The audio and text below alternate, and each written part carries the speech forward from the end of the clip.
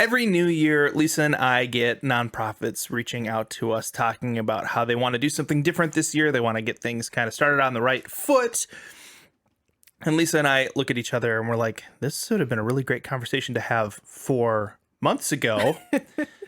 Just because, in general, when you want to actually do something, you want to plan something, especially for an organization, you want to be at least a couple months ahead so you can lead into what you're going to be doing. And January is a great time for nonprofits to be like getting out there and doing stuff. So starting thinking, okay, it's a new year is kind of a little late. And so we figured this would be a great time for us to have an episode where we talk about yearly planning, because as you're getting into the beginning of fourth quarter, it's really good to start thinking about first quarter and second and third and fourth. And so that's what we're going to be talking about today is yearly planning from a nonprofit perspective and how you can strategically plot out your year in a way that's going to really kick things into a state of inertia and momentum that can lead you from one season to the next and one year to the next. Yeah, this is a really big deal because when we talk with nonprofits who want to make a change, there is a certain amount where it's like, oh my goodness, we didn't plan any events. We need to get something planned right now for tomorrow and make this happen. And the benefit of looking at next year prior to fourth quarter or in fourth quarter is that it gives you time mentally to plan ahead, think ahead, make non-emotional decisions, really be able to get a big picture of what your organization is trying to do, and then go from there. Now, if you're listening to this podcast and maybe it's like May of a year and you're like, oh man, I missed it. It's better to start now than to not start. That being said, I would suggest giving yourself at least 6 to 8 weeks of runway time before your next event versus saying, I feel like I'm behind, so therefore I'm going to rush through the process. Simply because it'll give you the chance to really do this in a way that makes sense long-term for your organization with a long-term strategy in mind. So with that, let's jump into some of kind of the key components that we always bring up. So first of all, we talk about events a lot. And I just want all of our listeners to understand events aren't necessarily like a gala. Like an event could be just a week that is going to be something that online you're going to be pushing along with everybody else who's connected to your organization. Like an event, we talk in the broadest terms when we're talking about events because different organizations, different nonprofits have different needs and different ways they relate to their communities. Yep. And so definitely don't get pigeonholed in your mind. Like, okay, an event is a 5K. Like it might be for your organization, but it also might not be that at all. It might be like a gift, like a gift exchange thing where you collect toys and you bring them to places or whatever. So really we're going to be saying event a lot in this episode, but we're really trying to just use that as just a term that's very like a blanket statement sort of term. Yeah. The other part of this is when we say event, we are not specifically talking about donation-focused events. A lot of nonprofits think if I need money, I have an event and I raise money. But sometimes the most effective events are really to grow your volunteer base, get your name out there, become known. Maybe there's a financial side to this, but maybe there's not. And that's okay. The thing is, it's having a big picture and understanding what the purpose of the event is. And part of that is understanding where you're at in the flywheel. And maybe you're coming into a season where it doesn't make sense to have a financial event, but it makes more sense to raise awareness within the community or use an event to gain strategic partnerships with businesses or other nonprofits. Or maybe it's just, we need some more volunteer roles, and I have a bunch of people who want to volunteer. I think they're the right people, but I don't have any right actions for them to do.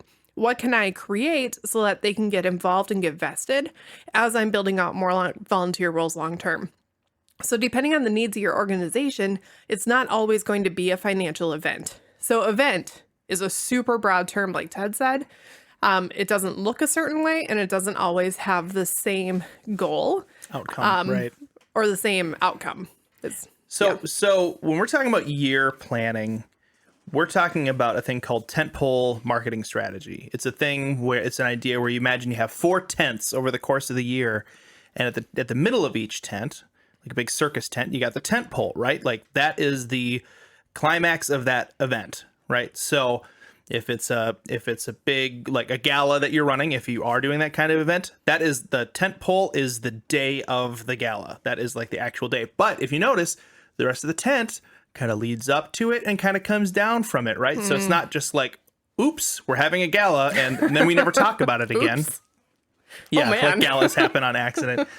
But really, most nonprofits should probably have 4 tentpole events over the course of any given year. And there are good strategic times for those. We're going to talk about those a little bit. But take those a little bit with a grain of salt, too, because when we talk about where to put these events, it's really going to come down to what kind of organization are you? What is your cause? How does that relate to your community? And how does that relate to the world? And what makes the most sense? Now, we know that the term event can cover anything from a massive, like 5,000 person gala down to a one-on-one conversation. All of those are events. So what we're talking about are kind of like the bigger events for your nonprofit. But if you're someone who maybe has like a weekly thing that you do in the community, those technically are events. They go on a calendar. But for the purpose of this, we're talking about kind of a standalone event that's kind of a big thing for the quarter that has a specific purpose that is pushing your organization forward. Right. So event is incredibly broad. We want to keep it broad. I just don't want you thinking, well, I am going to the farmer's market to advertise in July, because Right. that may or may not be it. And so just to bring it in just a little bit. In the church world, a lot of times it seems like it's pretty obvious what the events should be. You got like a fall, like back to school time is also like back to church time, right? For a lot of people who are out away over the summer. And then you've got Christmas and Easter, and then maybe some other day in there. I can't remember what is in the middle, something in the summer. There's usually some kind of summer thing that they do, but a lot of churches won't do like a big, like come to church for this event in the summer. It's like, we'll have like a big picnic or something like that, right? And so, but we do want you to think a little bit more outside the box when you're thinking about events, because it's not necessarily what you're doing to host your what am I trying to say here? It's not necessarily like in the church world. It's weird, right? Because the people you're helping are also the people who are contributing a lot of the time. And so saying like, this is our big tentpole event is Christmas, for example. You're not necessarily looking for the tentpole event to be the Christmas service, right? You might be thinking about like, how are we building up the funds leading up to that? How are we building up the volunteer base? How are we making the organization stronger to be able to hold the capacity for more people to help when we get to Christmas? So you don't just think of like, okay, the end goal is this many people attend the event. Right. And I think that's something that organizations can sometimes get stuck on, like the vanity metrics, or the idea that what the event looks like is what the event is for. So for Christmas at a church, a lot of people would say, oh, it's to have a lot of people show up at the service.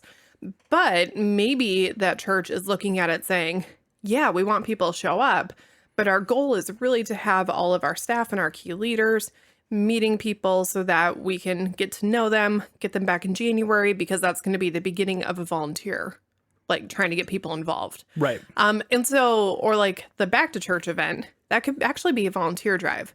The Christmas event, maybe it's more like donations based and helping the organization get into the beginning of the year. So sometimes we assume that the event has to have a certain outcome based on the time of year that it is.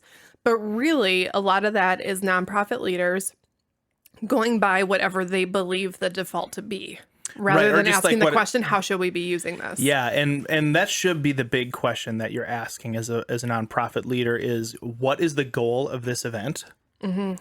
And the answer is never just to have a lot of people. Like, that's like the surface level, right? If you want a lot of people at an event, why? Why do you want a lot of people there? Is it because you're trying to raise extra money this time? Are you trying to raise extra awareness? Are you trying to grow your impact in the community?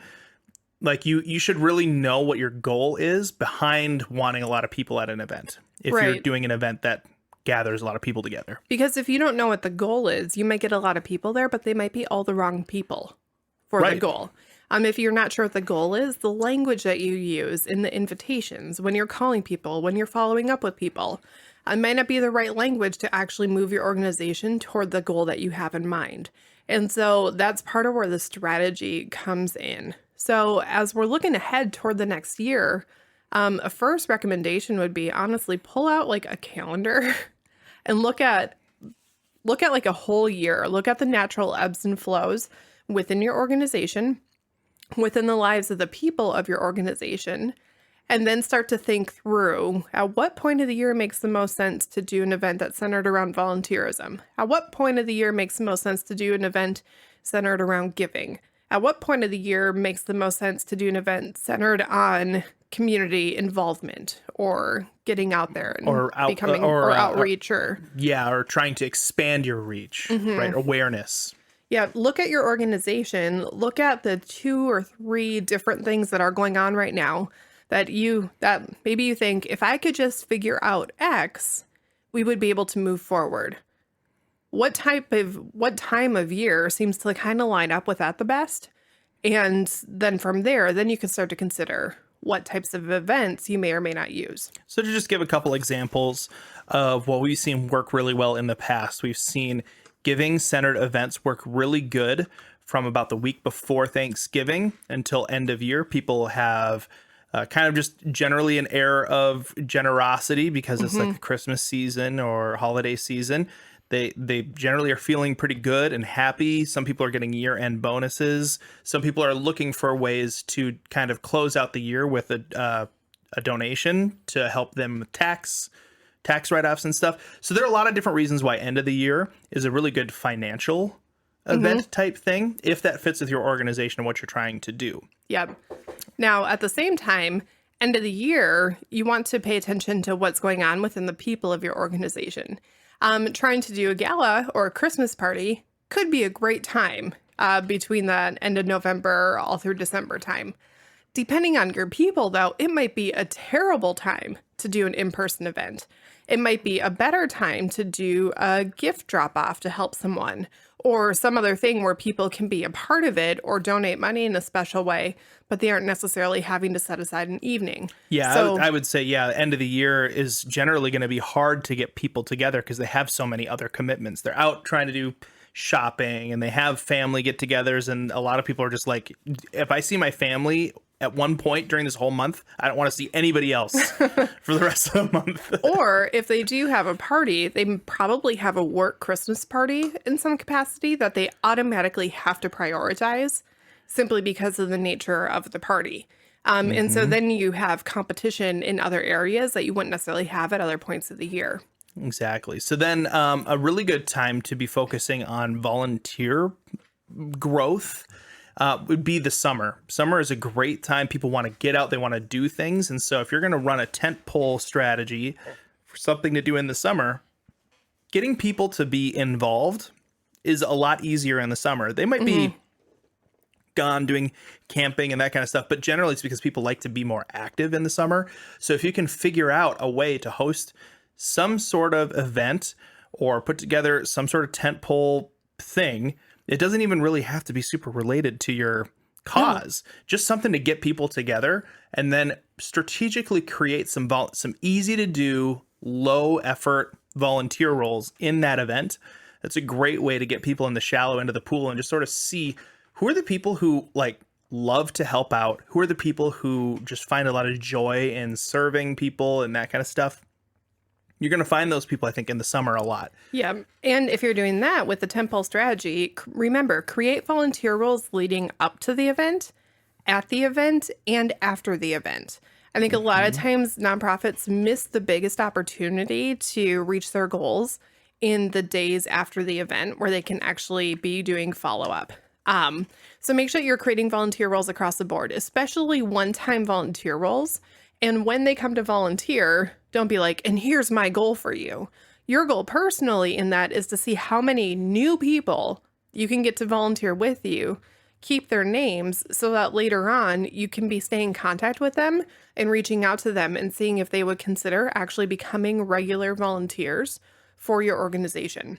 Right. A lot of times going out to someone saying, hey, I would love you to come volunteer every single week for the rest of your life. They're going to be like, what? But if you go to someone and say, hey, I'm hosting a one-time event. Could you come volunteer? It's an all-day thing, but the volunteer role shifts out. Like we have shifts and it's only like 2 hours. Could you show up and help out for one of them?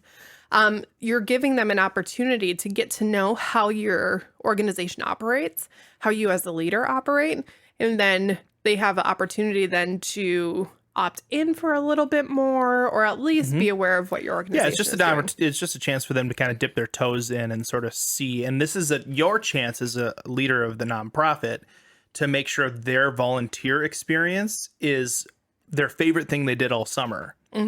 Like the event itself, if like the event itself is sort of lame, but the volunteers had a fantastic time. If that's your goal, is to blow away the volunteers and have them go like, this was awesome, then it's fine. Like if like not as many people showed up to the event, but the volunteers had a great time serving and they're like, hey, I want to do this more. Like that's a huge bonus. Like that's what you were trying to do. So it worked. Don't look at those vanity metrics again. Those are a byproduct of continual right metrics being measured, right? And if the volunteers had a fantastic time serving at an event, but let's say that the amount of people that you had coming to it was lower than expected. If the volunteers had a super amazing time, guess what? Next year, I bet there's going to be more people. But you just have to be consistent with plugging those right metrics in and saying, I'm measuring volunteer enjoyment levels. That's what I'm measuring for this event, right? Or I'm measuring how much money we raised. If there weren't very many people, but you blew out your money raising goals, I don't see many organizations complaining about that. Right? And know your money raising goal. Is your goal to raise a large amount of money, or is it to get the most number of people to donate, regardless of the dollar amount? Right. And I would say year end is a really good time to look for lots of smaller donations if you're kind of like that sort of because people aren't necessarily like, I have $10,000 to blow around Thanksgiving time, because they're thinking about all of the other expenses for holidays. But you might be saying like, this is a good time for us to look for 50 more $5 a month donations and continue donating. I'd say going into fall, that's a great time for anything that involves consistency. Families are starting to get back into the mode of school. People generally leave their summer schedules and they kind of start getting into a routine. So at this point, an event that's focused on building consistent volunteers or asking people to actually plan to give consistently, not the big one-time gifts, but would you give $25 a month for the next year? Anything that involves just people being a part of it. Or if you want to launch a new program, this is a great event to be the first, like, hey, we're launching right now, because people have it in their head. Okay, things start in the fall and they go until spring. And so you're lining it up with a natural cycle that people are used to. And they're like, yeah, this makes sense. I get it. You're not having to explain quite as much because culture and the environment around them has taken care of a big piece of that. And so you're not trying to fight against someone else. The flow. Think of culture kind of like a flow of a river or something, right? You don't want to be paddling against the stream. You want to be locking in step with it. And then the current of what's happening in the culture is going to help propel you further as well. And I think that's another reason why spring is a great time for larger gift donation focus stuff, because it's tax season. And while some people are like, oh my gosh, it's tax season, other people are like, whoa, I have an extra $4,000. And a lot of people don't plan for generosity. But when they get a lump sum and they realize, like, I have this month covered, I have an extra $500, some people would rather spend those $500 on finding a nonprofit to give to, or some kind of cause, rather than like getting a TV or whatever. One thing I will say with the spring is be careful not to ask too much too early. Sometimes we'll see nonprofits go for a big ask right away in January. And I won't say this won't work. Like, it can work. There's tons of things that you can do. You can do things off season if you want to. And if you've built it correctly and you've built your organization over time, maybe you have developed the culture that's strong enough to go against like the natural current just because of how you've run things. That being said, in January, if you're going for a big ask, you are fighting against people's natural tendency to look at their bank account right after Christmas and go, ooh, that was big. Yeah. And so if you start looking for an event, maybe you plan it for like March or April, which means you can start talking about it not right away in January, but kind of coming into February. What we see is the spring becomes kind of a dead time for nonprofits. And usually it's January, February that nonprofits start thinking about an event, which means it's not going to get pulled off until April, May, maybe even June. And so if you can kind of fill in that gap, you're going to have very little competition with other nonprofits that are also trying to get the resources, whether it's time, money, or people. And so this can be a great time to just say, yep, the holidays were done. We all had a lot of fun, but now we're going to host an event that is fun. I would focus in this one in particular, doing something that people are going to get a lot of joy out of. And that doesn't mean a certain type of event, but make it something fun that people are like, you know, it's been a long winter. We're getting toward the end of the school year. Everyone's kind of tired. Everybody's antsy. We just spent a lot of money a couple months ago, but this event sounds so great that I'm going to go out. I'm going to go do it. And I will also say here, even if your event is not financial focused or any of your events aren't financially focused, you should always have a way for people to give. Yes. If your event is financially focused and you are in a conversation with someone who cares about your organization, you should always have a way for people to volunteer. Like, it's not that there is one type of event, it's that every event should be open for all of the different areas, while at the same time, you know what your main focus is. Just because you have an event that has one focus doesn't mean that you want to tell someone who has a different focus, yeah, that's really cool, you want to volunteer, but you're not welcome here right now. Why don't you wait for 3 months for our next event? Like, it doesn't make sense, but sometimes we can get blinded as leaders and get so focused on what the goal is that we miss the other people who are coming to us and wanting to be a part of our organization in a different capacity. So there are a couple things with this. One, you need to resist the urge as an organizational leader to say, well, let's just do 10 tentpole events over the course of the year, Right. or 15. You'll fry people out. Like, they're either going to get fried out from volunteering too much or being asked to give too much or just like too many events. And you're going to end up just creating like atrophy over time because you're just like burning out those muscles. Think about like athletes that like get injuries because they're doing too much. That happens to organizations a lot, nonprofit organizations a ton. So that's why we recommend like 4, maybe 5 big events over the course of the year and then give time to rest in between. And at the same time with this, make sure that you know what's going on within your whole organization so that you're creating a plan for the different departments as well. Because if your organization is on the larger size, like if you're a smaller organization, chances are your 4 or 5 tentpole events are going to be the events for the entire organization. If it's larger though, or maybe you have one section that's just a little bit different than the rest and operates a little bit more independently, you want to make sure that they're not throwing out an event that is then conflicting with a different event that you have 2 weeks later. We've seen this in churches we've worked with a few, and they'll have like their normal Christmas, Easter, back to school, kind of those big events, probably a summer picnic. But then separately, they'll also have a huge push for a men's event, a women's event, a youth event, children's event, VBS. But then separately from that, they might have like other volunteer-based events. Like we want to do like a volunteer thank you night. And in their minds, these are only 4 tentpole events a year, but because they're happening in different areas, they really have 8 to 10 to 12, if not more, events because you have all of the different teams also hosting their own events and doing their own pushes. And we don't like the term burnout. We think that like burnout is used in it. We actually have a whole episode talking about like just getting rid of the word burnout. But it is true though that you can just completely fry people on events, and they're just like, there's just too many of these things. There's just too I'm much. not going to go to all this.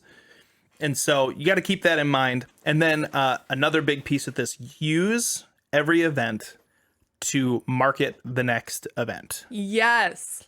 Every event is a chance for you to start the hype up for the next event. Now, you don't want to be like at the gala saying, hey, when the gala is kind of over, like, hey, we need volunteers for the next event. Like, you don't want to do that, but you want to get people to already kind of be saving the date for the next event. Hey, keep in mind too, guys, that in the spring, we're going to be having a great picnic or whatever you're doing, right?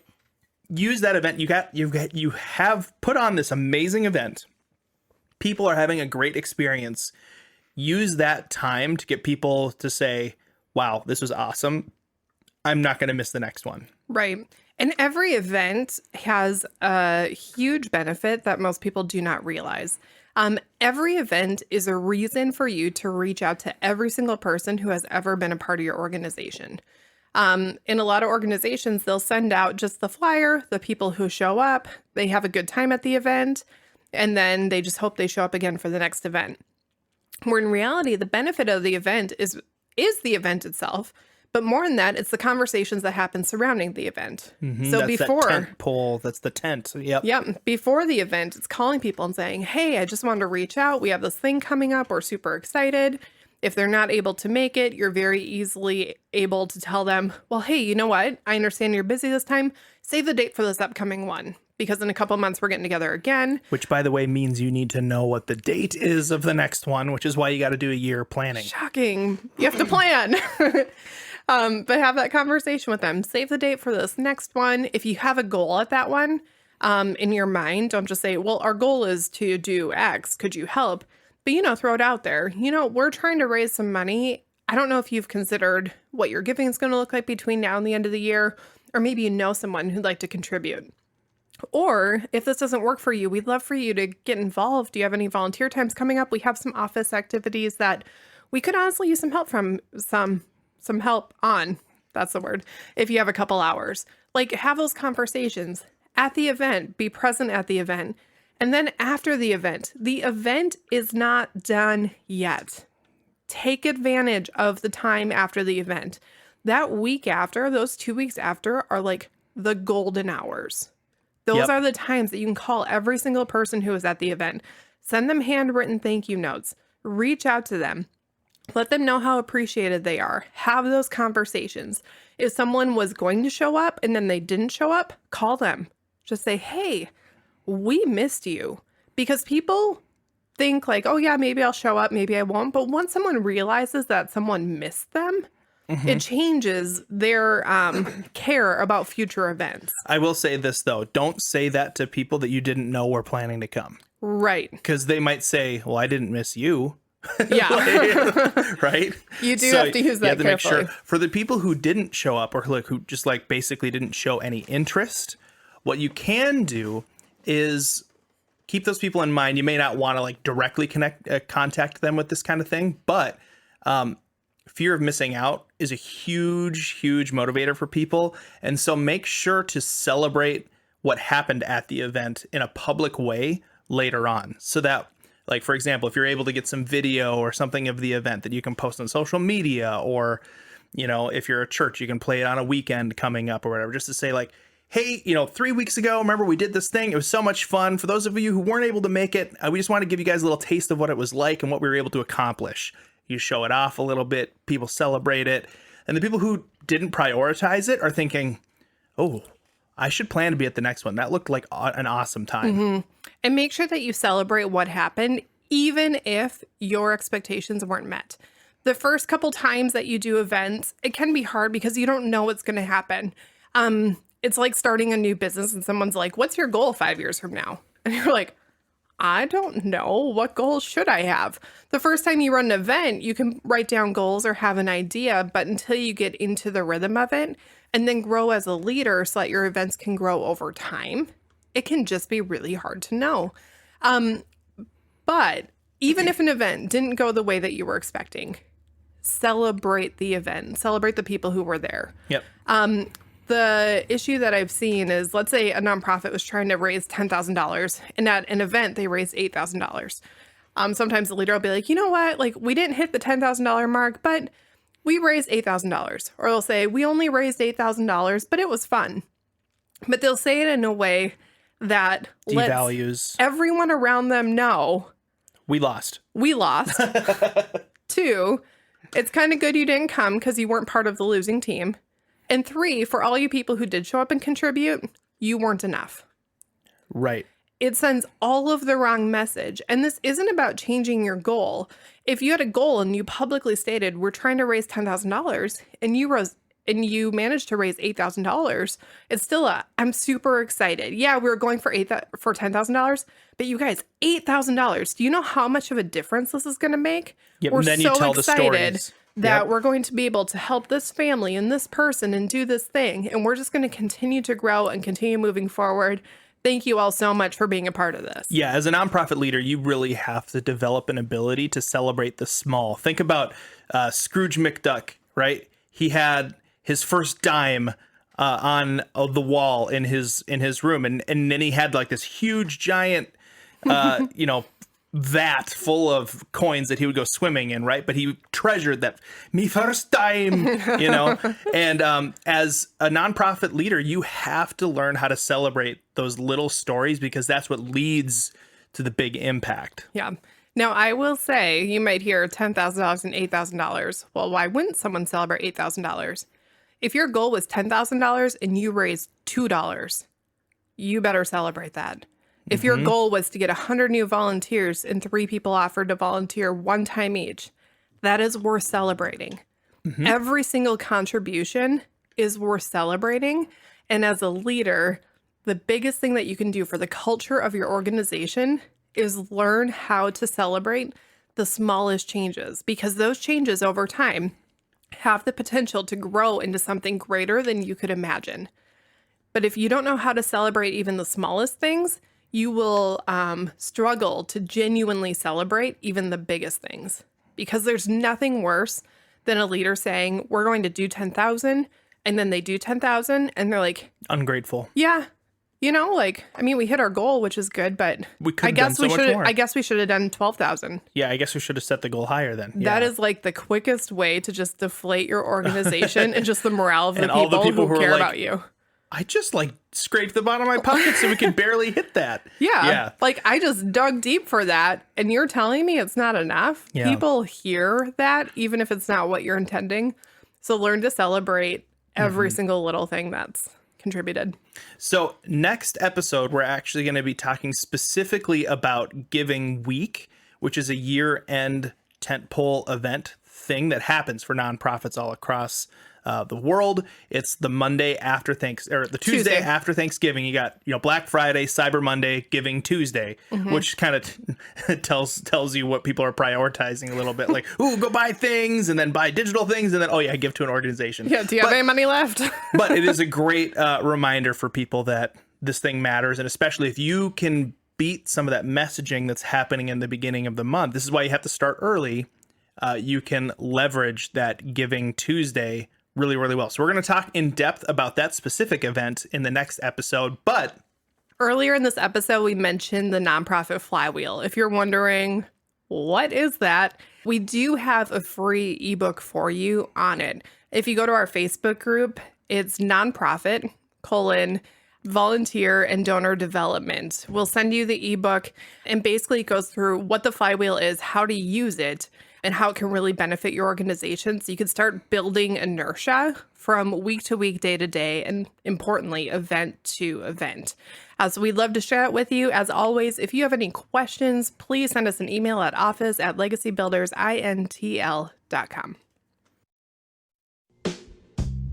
Thanks for listening to the Legacy Builders movement. If you appreciate this podcast and find that it's valuable, the best way that you could help us is to subscribe and leave us a rating and review. To learn more about Legacy Builders, go to legacybuildersinternational.com. That's legacybuildersintl.com.